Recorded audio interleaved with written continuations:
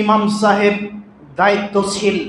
ইমাম সাহেব মানে আপনার মসজিদে যিনি 5 ওয়াক্ত সালাত আদায় করেন, 5 ওয়াক্ত সালাত আদায় করান।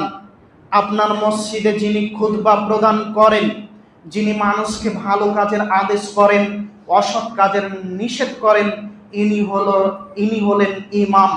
ইমাম মানে নেতা। ইমাম মানে নেতা। যদিও ভারত, বাংলাদেশ, পাকিস্তানের মাটিতে ব্যবহার দেখে বোঝা যায় যে ইমাম মানে হলো কমিটির গোলাম। ইমাম মানে হলো কমিটির গোলাম। যদিও আমরা এইভাবে জনগণের সম্মুখে পেশ করি, মনে রাখা ভালো হবে যে ইমাম মানে নেতা।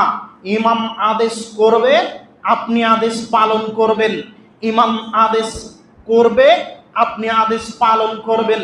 তো ঘটনা যে পাল্টে গেল, কমিটি এসে ইমাম সাহেবকে আদেশ করেন, তিনি পালন করেন। কথা ভুল বলছি নাকি? ইমাম সাহেব ফ্যানটা কেন চলছে? ইমাম সাহেব টয়লেটটা কেন পরিষ্কার হয়নি? ইমাম সাহেব ওই বদনাগুলো কেন ছিটিয়ে পড়ে আছে? আপনাদের এখানে বলে না মনে হয়? পুরো ভারত, বাংলাদেশ, পাকিস্তানের ঘটনা বলছি আপনাকে। প্রায় জায়গায় দেখবেন ইমাম সাহেবকে কমিটি গোলাম করে রাখার চেষ্টা করে। সম্মানিত উপস্থিতি, ইমাম সাহেব হলো নেতা। ইনি নেতৃত্ব দিবেন। ইনি কাজ করার জন্য মসজিদে আসেননি। মসজিদে শুধুমাত্র নেতৃত্ব দেওয়ার জন্য এসেছেন। সমাজকে কিভাবে জাহান্নাম থেকে ঠেকাতে হবে এর জন্য তাকে নিয়োগ করা হয়েছে। সমাজকে কিভাবে জান্নাতের পথ দেখিয়ে দেবে এর জন্য তাকে নিয়োগ করা হয়েছে। কিভাবে বুঝলেন আপনি? আপনার নীতি, আপনার আচরণ দেখে মনে হচ্ছে এই ইমামকে নিয়োগ করা হয়েছে আপনার কাজের লোক হিসেবে। আপনি কিভাবে চিন্তা করলেন? শুনুন, আপনি সভাপতি মানুষ, আপনি সেক্রেটারি মানুষ, আপনি ক্যাশিয়ার মানুষ, দায়িত্ব কাঁধে নিয়েছেন। দায়িত্ব আপনি নিজে পালন করবেন। এই মসজিদে যদি ঝাড়ু না হয় আপনি ঝাড়ু দিবেন। এই মসজিদের বদনা যদি অপরিষ্কার থাকে আপনি পরিষ্কার করবেন। এই মসজিদের কোনো মানুষ যদি খেতে না পায় আপনি তার খাবারের ব্যবস্থা করবেন। নেতা কাকে বলে? ওমর হলেন নেতা। নেতা কাকে বলে? ওমর হলেন নেতা। দায়িত্বশীল কাকে বলে? ওমর হলেন দায়িত্বশীল।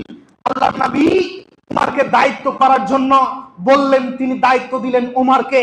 একদা আবু জার গিফারি আল্লাহর নবীর কাছে এসে বলছেন, আল্লাহর নবী আপনি আমাকে দায়িত্ব দেন, আমি দায়িত্ব পালন করব। তখন আল্লাহর নবী বললেন, আরে আবু জার, তুমি দায়িত্ব পালন করতে পারবে না, তুমি নরম মানুষ, তুমি দায়িত্ব পালন করতে পারবে না, তুমি নরম মানুষ, দায়িত্ব পালন করবে ওমর। যার কথাতে মানুষ থরথর করে কাঁপে, যার কদমের ছায়াতলে কোনো শয়তান আসে না। আল্লাহর নবী বলছেন, যেই পথ দিয়ে ওমর হেঁটে যায় ওই পথে শয়তান যায় না, শয়তান যেতে ভয় পায়। এমন মানুষ দায়িত্ব পালন করবে, এমন মানুষ দায়িত্ব পালন করবে যে মানুষ ইমানদার। আরে বাঙালি ভাষায় একটা কথা বলে, তাকে নেতা করিও বন্ধু যেই মানুষ খাওয়াতে পারে পাতা তুলেও ফেলে দিতে পারে। আপনার নেতা খাওয়াতে পারে, পাতা তুলে ফেলে দিতে পারে না। আপনার নেতা খাওয়াতে পারে, পাতা তুলে দিতে পারে না।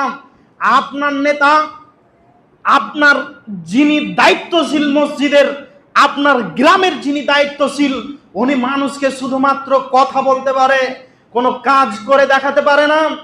যখন কাজ করা হয় তখন ঠিকই গ্রামের গরিব মানুষটা এসে পাতা তুলে দেয়, কাজ করে দেয়, আর ওই ধনী মানুষ এসে শুধু সেলফি তুলে চলে যায়। কাজেই সম্মানিত দিনী ভাই, যাকে দায়িত্ব দিচ্ছেন চূড়ান্ত হয়ে যান। উনি কি ইমানদার? উনি কি দায়িত্বশীল? দায়িত্ব পালন করবে কি করবে না? আরে আপনার মতো হতভাগা কে আছে? আপনাদের মতো হতভাগা কে আছেন? আপনার মসজিদের যখন সেক্রেটারি, ক্যাশিয়ার, সভাপতি নির্ধারণ হবে তখন 5 জন, 10 জন, 100 জন বসেছে মসজিদে, তখন মতামত পেশ করা হচ্ছে, বলা হচ্ছে অমুককে নেতা করো, ওর বাপের অনেক টাকা, অমুককে নেতা করো, অনেক টাকার অধিকারী তিনি, অনেক টাকা রয়েছে, আমরা যদি কেউ টাকা না দিই তারপরে ও একাই মসজিদ বানিয়ে দিবে, কোনো অসুবিধা নেই। তখন জনগণ বলল, আচ্ছা ঠিক আছে নেতা করেন, কোনো অসুবিধা নেই। এরই নাম কিয়ামতের আলামত, এরই নাম কিয়ামতের আলামত। একটু দেখুন